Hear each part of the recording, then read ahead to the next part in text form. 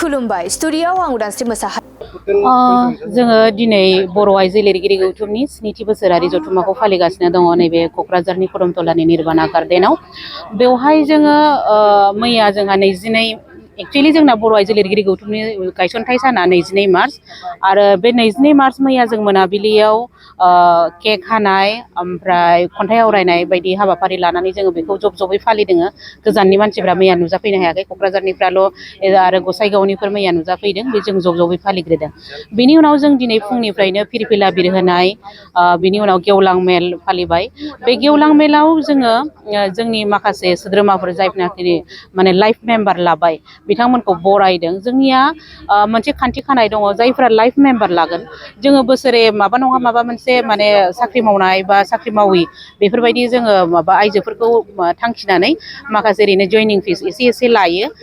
जिहेतु जोंहा माखासे हाबाफारि खुंनांगौ जायो, बे हाबाफारिफोरनि थाखाय रांखावरिनि गोनांथि जायो। बेनिखायनो जोङो जयनिं फिस हिसाबै 500, 1000 बेबायदि लायो। नाथाय लाइफ मेम्बारनि थाखाय जोंहा माने 11,000 होनांगौ जायो। आरो बे 11,000खौ होयोब्लाथाय बियो माने जोबजासे माने होनांला आरो जेबो फिस होनांला आरो। दा बे 11,000खौ होनानै जों माखासे सोद्रोमाफ्रा दिनै लाइफ मेम्बार जादों बिथांमोनखौ बरायदों। बेजों लोगोसेनो जों बे गेवलां मेलनि गेजेरजोंनो थांनाय साहित्य एकाडेमि बान्था मोनगिरि रावस्लायनायाव साहित्य एकाडेमि बान्था मोननाय उत्तरा बैसुमुतियारि बिथां आरो बर' थुनलाइ आफादनिफ्राय रांसार बान्था मोननो हानाय सहायसुलि ब्रह्म बिथांमोना जोंनिनो मेम्बार, जिहेतु बिथांमोनखौबो जोङो बरायदों। दा बिनि उनाव जोंहा खन्थाइ जथुम जाबावगोन, खन्थाइ आवरायगोन, सोरबा सुंद' सल' फरायगोन, सोरबा मेथाइ रोजाबगोन। बेबायदिनो माने गोबां जायफोरा जि गोसो बे हाबाफारिखौ माने थुनलाइनि गुबुन गुबुन हाबाफारिफोरखौ जोङो लाबोगासिनो दङ। आरो मोनसे बाथ्राया जाहैबाय, जोङो दानथामारि गांसे लाइसि दिहुनो गाम्बारि। बे गाम्बारि लाइसि दिहुननाया जोंना बोसोराव गांब्रै जायो, जों जिहेतु दानथामारि नालाय बेखौ जोङो दानथामनि उनावनो दिहुनबोबाय थादों। बेयो थाद'आलासिनो कभिड पेरियड समावबो जोङो बेखौ दोनथ'वाखै, एसेबो जों बेखौ दिहुनगासिनो दङ। आरो गोजोनथाव बाथ्राया जाहैबाय, जों जाय थांखिजों बर' आइजो लिरगिरि गौथुमखौ दादोंमोन बे थांखिया जोंना जाफुंबाय। मानो होनबा जोङो आइजोफोरनि थाखाय मोनसे आलादा जौसां लाबोनो लुबैदोंमोन। बे आलादा जौसांखौ दिनै मोननो हानानै गोबां आइजोफोरा, गोग्लैसोनानै थानाय आइजोफोरा जायफोरा मोनसे समाव लिरदोंमोन नाथाय जौसां मोनैनि थाखाय थाद'दोंमोन, बिथांमोनहाबो दा बिजाबखौ लिरफिनबाय, बिजाब फोसावफिनबाय। जाय उन्दै फरायसा बिथांमोनहा गोहो खालामाखैमोन गाव गावनि मुङाव बिजाब सेबखांनायनि, दिनै बिथांमोनहाबो बिजाब सेबखांनानै फोसावबाय। आरो जोंनि बे गौथुमा दिनै आसामावल' थाबथानानै थायाखै, दिल्लीसिमबो सौहैबाय, चेन्नाइसिमबो सौहैबाय। जोंहा दिनै चेन्नाइनिफ्रायबो सोद्रोमा दङ, दिल्लीनिफ्रायबो सोद्रोमा दङ।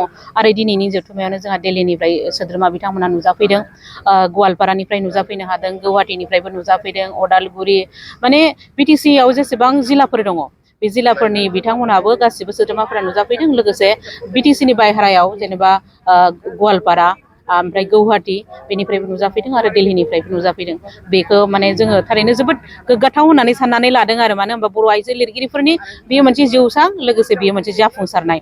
न'नि खामानिजों लोगोसे, साख्रिजों लोगोसे बिथांमोना थुनलाइयावबो आखाइ होदों। आरो मोनसे समाव जों नुदोंमोन आइजोफोरा खालि खन्थाइल' लिरो, नाथाय दिनै बे जौसांखौ दानायनि उनाव जों दिनै नुबाय थुनफावथायावबो बर' आइजो लिरगिरिफ्रा गोग्गोमैनो आखाइ होदों, सावरायथायावबो आखाइ होदों। जों सावरायथाय लिरगिरि महरै सासे सानैल' सुबुं मोननो हादोंमोन, आइजोफोरखौ मोननो हादोंमोन। नाथाय दिनै बे जौसांखौ दानायनि उनाव गोबां आइजो लिरगिरिफ्रा गुबुननिखौ नङाब्लाबो आइजोजों आइजोनो आइजो लिरगिरिफोरनि बिजाबफोरखौनो सावरायदों, सावरायथाय लिरदों। बेनि सायाव साननानै लायो आरो जोंनि बे माने जौसांनि जाफुंसारनाय होननानै जों बेखौ साननानै लायो। नुनो मोनो जे बोसोरफ्रोमबो हादरनि मोनसे देरसिन थुनलाइयारि बान्था साहित्य एकाडेमि बान्था आइजो लिरगिरिफोरनि बे बिथिङाव माबायदि गोग्गानाय? बेयो थारैनो आइजोफोरनि थाखाय जोबोद माने गोग्गाथाव बाथ्रा। माने बोसोरफ्रोमबो माबा नङा माबा मोनसे केटेगरियाव बर' आइजो लिरगिरिफ्रा बे बान्थाखौ मोनबोनो हादों। मालाबा रावस्लायनायाव, मालाबा गथ'सा थुनलाइयाव, मालाबा लाइमोनाव, मालाबा गुबैयाव। दिनै बर' आइजो लिरगिरिफ्राबो साहित्य एकाडेमि बान्था मोननायाव उन जानानै थायाखै। दिनै डक्टर रिता बर', अनजुलि बसुमतारी बिथांमोना गुबैयाव साहित्य एकाडेमि बान्थाखौ मोननो हादों। रावस्लायनाय आयदायाव प्रफेसर इन्दिरा बर', धनस्रि स्वर्गियारि आरो नै दा उत्तरा बैसुमुतियारि बिथाङाबो मोननो हाबाय। लाइमोनाव थिग बेबायदिनो जयश्री बर', सान्थि बसुमतारी, माइनावस्रि दैमारि, सेल्फ मेड रानि बर', ओमफ्राय अदालगुरिनिया मा नाममोनलाय बियो सानसुमै खुंग्रि बसुमतारी बिथांमोनहाबो मोननो हादों। बेयो थारैनो जोबोद गोग्गाथाव बाथ्रा। आरो साहित्य एकाडेमिल' नङा, दानिया माने बर' थुनलाइ आफादनिफ्रायबो गुबुन गुबुन बिथिंनिफ्राय बान्था होनाय जायो। बर' रेबग्रा जथुमनिफ्रायबो गुबुन गुबुन बिथिङाव बान्था होनाय जायो। बे बान्थाफोरखौबो बर' आइजो लिरगिरिफोरा मोननो हागासिनो दङ। थारैनो बेखौ जोङो माने बुंनांगोन आरो बर' आइजो लिरगिरिफोरा माने लिरनायाव जोबोद मोजाङैनो आखाइ दङ आरो बे आखाइ थानायनि थाखायनो दिनै बेफोर बान्थाफोरखौबो बुथुमनानै लानो हादों। बर' दख'ना थावसि गाननानै बयबो बाहागो लादों। औ जोङो बर' आइजो लिरगिरि गौथुमनि ड्रेस क'डआ जाहैबाय दख'ना थावसि इन्दि जोमग्रा। जों नुनो मोनदों माने गोबाङानो दख'ना थावसिनि सोमोन्दै माने मोजाङै मिथिया आरो दख'ना थावसिया माखौ बुङो, दख'ना थावसिखौ मा खामानियाव बाहायो बेखौ गोबाङानो मिथिया। गोबाङानो बुङो माने बिदन दख'नायानो दख'ना थावसि बा जायखिजाया गोजा दख'नायानो दख'ना थावसि। बे नङा, दख'ना थावसिहा गावहानो आलादा महर दंखायो आरो बेहा गावहानो आलादा खामानि दंखायो। दख'ना थावसिखौ गोथार खामानियाव बाहायनाय जायो आरो जोङो बर' आइजो लिरगिरि गौथुमा बेखौ गावनि ड्रेस क'ड महरै बाहायदों आरो जोङो बोसोरारि जथुम्मायाव बे ड्रेसखौ गानथारगोनानो दख'ना थावसि इन्दि जोमग्रा। बेखौ जोङो जोमखाथारो, गानखाथारो आरो बेजोंनो जों मोनसे दख'ना थावसिनि मोनसे जावरिखांनाय लाबोनो हादों। दिनै दख'ना थावसिखौ सिनायथि होनो हादों आरो गोबाङानो दा मिथिबाय दख'ना थावसिया मा आरो दख'ना थावसिखौ मा खामानियाव बाहायनाय जायो। बुंनो थाङोब्ला बर' आइजो लिरगिरि गौथुमनि बेयो मोनसे थांखि, लिरनायजों लोगोसे जों जोंनि हारिमुखौबो गेवलांसार होनो, बयनोबो बेखौ मोनसे सिनायथि होनायनि बे मोनसे थांखि जोंनि।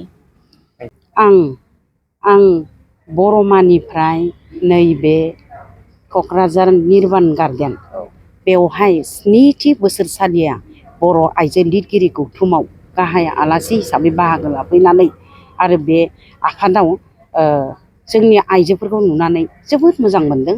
आंनि गोसोआबो थुलुंगाखांदों, आंबो बेबादि लिरगोन। खारन गोसोब्लाबो खायसे खामानिनि थाखाय गारनानै दोननाय जायो। खिन्थु बेबादि मिटिंफोराव थांबाय थायोब्ला, जथुम्माफोराव थांबाय थायोब्ला निजेखौनो ओरैबायदि थुलुंगाखांनाय मोनो। बेनिखायनो दिनैनि बे आफादनि गेजेरजों आं बेखौनो बुंनो लुबैयो जे फिउचार जेनेरेसनफोरा जाहाथे बिसोरबो जे जोंनि गेदेरमा बिथांमोना जायफोरा साहित्य एकाडेमि बान्था मोननानै, जायफोरा गोबां बान्था मोननानै आरो मोनाखैब्लाबो, खारन जों बान्थानि थाखायथ' लिराना, गोबां आइजोफ्रानो लिरबोगासिनो दङ, गोबां लेखा दिहुनबोगासिनो दङ। बिथांमोना जोंनि थुलुंगानि फुंखा, बेखौ जों दिनै जथुम्मानि गेजेराव मोननो हादों आरो इयुन जेनेरेसनाबो बेखौ लानानैनो थुलुंगा बेफोरबादि बोसोनफोर बा बिथांमोननि आदर्शखौ लानानैनो बेफोरबादि जथुम्मानि गेजेरजों दावगालांनो हागोन होननानै आं आसा खालामो।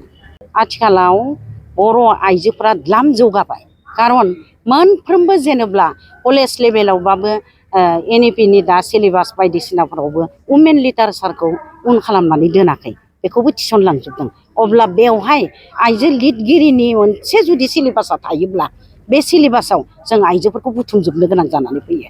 अब्ला बे बुथुमनायाव जों गोबांखौनो मोननो हादों। खायसेया थालांदों, थेवबो जों गोबांखौनो मोनदों। जोंहा गोबां होनो हानाय डाटा दङ, गोबां लेखा दङ। बेनिफ्रायनो आं बुंनो हायो जे बर' थुनलाइयाव आइजोफोराबो बेसेबांबा गोजौआव जौगालांबाय होननानै। माबायदि बिहोमा होगासिनो दं बर' थुनलाइखौ फेहेरनाय, फोजौखांनाय बिथिङावहाय आइजो बर' लिरगिरिफ्रा मोनफ्रोमबो बिथिङावनो कन्ट्रिबिउसनखौ होदों होननानै आं बुंगोन। मानोना खन्थाइयानो जा, रायथाइयानो जा, सल'मायानो जा, फावथायानो जा, उन जानानै थायाखै बर' आइजोफोरा। दिनै जेनेब्ला नैबे बर' आइजो लिरगिरि गौथुम बेबायदि मोनसे समान प्लेटफर्म माबे संगठनाव दङ, माबे आफादाव दङ, जोंनि आइजोफोरा जेनेबा बर' आइजो लिरगिरि गौथुम, बे गौथुमखौ जोनोम होनानै दिनैसिम गोबां लिरगिरि दिहुननो हाबाय होननानै आं बुङो।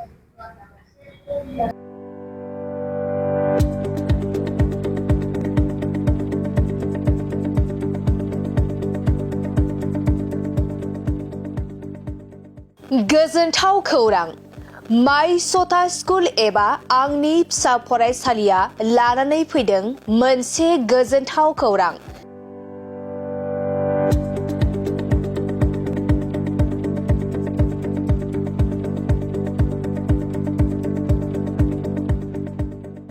क'क्राझार सहरनि जेडि रडजों थांग्रा वार्ड नं 4आव माइ सता स्कुल एबा आंनि फिसा फरायसालियाव डे केयार, नार्सारि LKG, UKGनि थाखाय मुं थिसननाया सोलिगासिनो दं।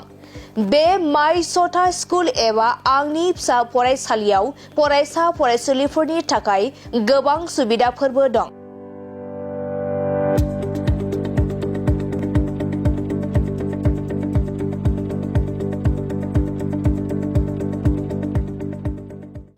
अब्ला नोंथाङा माखौथो नायबाय थाखो?